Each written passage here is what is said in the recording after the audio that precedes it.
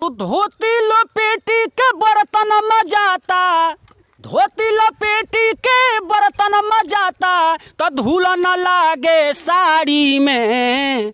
तो मर्दा बनावेला बैठी के खाना, मौगी पढ़ावे आंगनबाड़ी में। तो मर्दा बनावेला बैठी के खाना, अरे मौगी पढ़ावे आंगनबाड़ी में।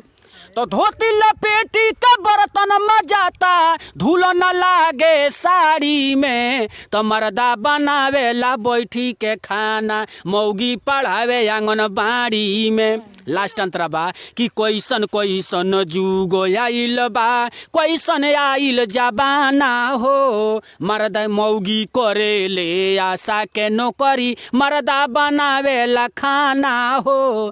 पति के धर्म भूला गइली नारी, ए बाबू, तो पति के धर्म भूला